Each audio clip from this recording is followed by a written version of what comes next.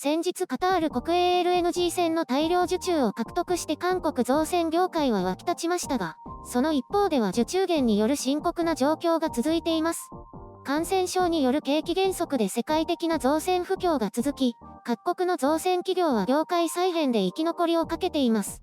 先日カタール国営石油会社、カタールペトロリアムから、100隻規模の LNG 船を韓国ビッグ3、ヒュンダイ重工業、デウ造船海洋、サムスン重工業が、発注権利保証約定書を締結したと発表がありました。総事業額約2兆円規模という超大型受注となります。韓国政府が造船業を強力にバックアップすることで低価格を実現できることや、大規模製造施設が整っていて、大型受注に耐えられることから選定されたと考えられています。しかしながら景気低迷で LNG 需要の低下が予測され、カタール政府が発注規模を縮小するという見方もあって安心できる状況ではありません。2004年には90隻規模となるとされていた事業は、最終的な発注は53隻にとどまりました。また、低価格受注のため、収益性確保が課題となっています。一方で、海洋プラント事業は受注が取れず、最大8000人規模の雇用創出が生まれる懸念が出ています。少なくとも5、6000人規模に及ぶと見られていて、地域経済への打撃も懸念されます。現在海洋プラント事業は追加受注が受けられず、このままでは2022年の引き渡しを最後に余剰人員が出てしまうということです。それ以外の中堅企業は希望退職を募集するなど、企業存続のために死力を尽くしている状況です。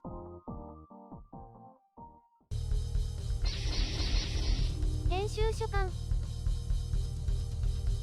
世界的な造船不況で日本も韓国同様厳しい状況が続いています。業界再編のニュースも飛び込んできていますね。韓国では業界第1位のヒュンダイ重工業がデウ造船海洋を統合することが決まっています。中国でも世界2位の CSSC と世界5位の CSIC が統合するなど、生き残りをかけた再編が行われています。日本でも国内1位の今治造船と、2位でさっき大赤字を出したジャパンマリンユナイテッドが資本業務提携すると報じられました。中国や韓国は一つの造船所にドックがいくつもあるため、ロット生産が可能とのことですが、日本は中小の造船所だらけでそういった対応ができないとのことです。カタールの LNG 船受注はそういった構造的な問題や、日本がカタール以外から LNG を大量輸入しているということが問題視されるなど、不利な材料が揃っていたそうですね。中国や韓国が政府主導で造船所を巨大化させていった一方で、日本はオイルショック後に行った設備制限がきっかけで、ちりぢりになって生産能力と競争力が激減したということです。今後は環境規制強化による建て替え需要が見込まれるとされていて、これが日本にとっては狙い目とのことです。さて、大型受注で大喜びの韓国ですが、これは毎年ある一定量の仕事量が確保されたというだけで、業績回復のきっかけにはならないということですね。例えば毎年10隻を引き渡す場合、引き渡し時に支払いが行われるわけですから、最初の引き渡しまでは耐えなければなりません。現状ですと、政府支援も必要となるかもしれないようですね。上半期の受注不振が大きく響いているようですから。サムスン重工業やデウ造船海洋の大規模な人員削減。これは主に協力会社人員が削られるとのことですが、これもその時まで耐え抜くための方策のようです。ただ、日本開示新聞によりますと、韓国側には損益分岐点ギリギリの額が提示されたとのことで、大きな利益も出せないという見込みのようですね。景気状況もこのように先が見通せない状況ですから、これで引き渡しを伸ばされてしまうと赤字になってしまう可能性もあります。私も先日は見出しだけをちらっと目にして、ああ韓国の造船は景気の良い話で羨ましいと思っていましたけど、それほど喜べる状況ではないようですね。またこれも業界全体の話なんですけど、鉄鉱石の価格が短期間で急激に上がっているようで、造船企業にとっては利益を大幅に減らす原因となっているようです。先ほどの話と関連しますが、ギリギリの額で受注しているとすれば、この鉄鉱石の価格上昇の影響を受けて収益性が大幅に悪化する可能性が高いというわけです。そうなると価格破壊に挑んでいる中国製の鋼板なども選択肢となるわけですが、これはかえって韓国の鉄鋼業界を苦しめる結果となりますね。日本は韓国が政府の補助金に支えられて低価格受注を行っているとして、WTO に提訴しているわけですけれども、韓国側は政府系金融機関の商業的判断として、政府の関与を否定していますね。このことが影響しているかどうかはわかりませんが、韓国政府は造船 VIP3 に対する感染症関連の特別雇用支援対象から外すと発表しています。理由はカタールの受注があったからとしていますが、それまでに耐えられるかどうかの瀬戸際なんですけどね。今回はこうした緊急事態なので、支援をしても WTO で不利になったりしないとは思いますが、日本からこの点を指摘されて不利になる可能性はありますよね。中国の低価格構成で受注減や業績悪化につながったわけですけれども、ここまでなんとかこの大きな規模を保ってきた韓国造船産業もさらに苦しい状況ですね。雇用維持も重要ではありますけれども、経済自立して収益を上げられない以上、縮小化していく運命にあると思います。一人一人の生活を考えると難しい判断ですけど、次への第一歩をいつまでも踏み出せず、支援金や不公正な政府発注に支えられ続けるというのもどうかと思います。労働者団体が強いという影響もあってか、こうした思い切った決断ができずにずるずると言ってしまうというのが韓国経済の良くない点だと思います。デウ造船海洋も、経済への影響なども考慮して生存させたようですけれども、思い切ってパタンと潰すという、経済界の自然の摂理にもう少し任せてみてはとも思います。日本政府が不適切というのもわかる気がします。あまりにも多いですもん。政府系の大企業支援が。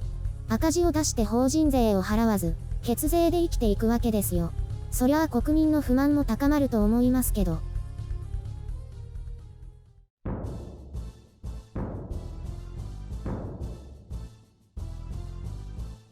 私造船は何にもわからないですよ。言われなくても知ってますよ。ここで実はめちゃくちゃ詳しいだなんて言い出すと思っていません。いつか見返したいですね。私の業界の話って出てこないんですかね？多分出ないでしょう。広告関連くらいでしょ。多少詳しいの。あ、それも詳しいってほどではないですけど。何に詳しいんでしたっけ？何にも。まあ造船の話なんですけどね。今回は、どの国も苦しいわけなんですよ。それくらいはなんとなくわかりますよ。発注が少ないからですよね。そうですね。今や小さな貝を奪い合う状況になっています。そして再編が何度も行われて、小さなところは消えてなくなっています。昔は日本がすごかったそうですね。オイルショック前ということですから随分昔ですね。二人とも生まれてないですね。その後は韓国が出てきて、そのさらに後に中国が出てきて、今や中国が1位ということですね。他の産業と似ていますね。中国は鉄鋼なんかもそうですけど、政府が思い切った政策を打ち出しますからね。日本や韓国とは違って。政府の力が強いからですか？もともと国営会社だから好きなように統廃合できるんですよ。あの会社はいらないから潰しちゃおうとか、くっつけちゃおうとか。デタラメ系じゃないですか？日本や韓国でそんなことをやったら大問題ですね。韓国は違った形で政府が企業の生死を決めていますけど。潰れそうになったら政府系が支援してってパターンですよね。そうです。基準はよくわかりませんが、一応は存続可能なところには一時的にお金を貸し出して再建の手助けをするという形ですね。日本だと JAL の例ですかね？そうです。そんなのが毎年のように行われていますね。造船で言えばデウ造船海洋がその方法で生き延びています。中堅の STX 造船海洋もそうです。残念でしたってできないんですか？地域や他の産業への影響が大きいので簡単に潰せないんですよ。だからといって生かすんですか？ずるくない？そこは考え方一つなんですけどね。例えば韓国で造船企業1社を自然倒産させると、鉄鋼や部品関連、パートナー企業と呼ばれる外注の技術者。これも一次受け二次受けとあるようなんだけれども、それと地域経済ですよね。造船所の周りの経済が壊滅的な打撃を受けます。さらにその地域の土地価格も急落して、ゴーストタウン化してしまう可能性が非常に高いです。あまりにも連鎖してるんですね。でも、それは何でもそうなんじゃないですか？韓国は企業規模が大きいですからね。ほら、造船所でも巨大だって話をしましたけど、そこが突然ゼロになると、景況感の悪化が尋常じゃないわけです。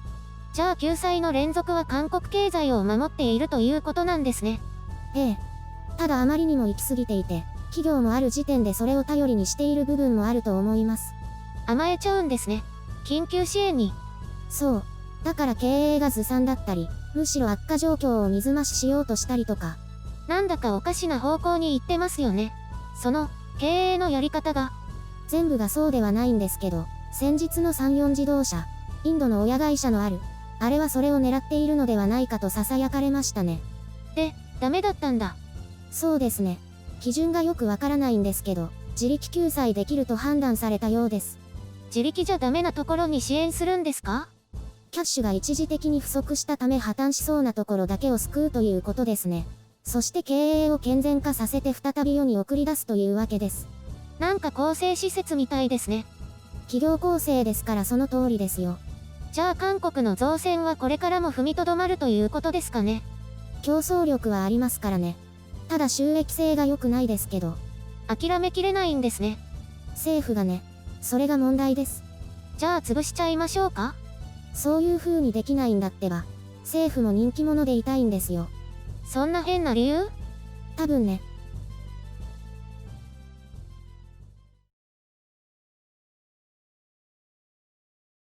あ、持ってくるの忘れた。何を？大きいものならいらないよ。小さいものです。さて何でしょう？わからないから無駄なクイズやめて。それでは正解を発表しちゃおうかな。いいから早くして。視聴者のストレスが溜まるだけだから。じゃじゃーん。じゃじゃーんいらない。正解はこれです。持ってきてないんでしょ？あ、そうだった。はよ言え。ユニクロマスクです。持ってきてないから本当に買ったかどうかわからないじゃん。買いました。あ、そう。それだけですか？もっと騒いでくださいよ。ごめん。そんなに興味ない。会社に来る時に整理券をもらったっていう会社の人に整理券をもらって買ってきました。会社を抜け出して。整理券配っているんだ。まあその方がいいよね。で、どうでした？ちょっと暑苦しいです。ちょっと M サイズは小さめかな？私でちょうどいいくらいです。暑いの？ひんやりしないの？ひんやりなんてどこにも書いてないですよ。ああ、あれは他社なんだ。ただ形は可愛いし、肌触りはいいです。あれ、涼しくないの？外は無理ですね。つけてるとエアリズムが口にまとわりついて暑いんです。なんかこれ、ヒートテックなんじゃないかと思います。多分冬だとちょうどいいんですよ。何それ？間違ってヒートテックマスク売ってるの？そんな感じです。みんな暑いって言ってますよ。それで、会社でも暑いからってエアリズムマスクしている人がだんだん減ってきました。まだしてるの？って言われます。なんだ、3枚入りだから1枚もらえないかなって思ったけどいらないや。いいですよ。あげますよ。いらない。暑いならいいや。いらないの？だからそんなに興味ないし。おかしいなぁ。もっと羨ましがるかと思ったのに。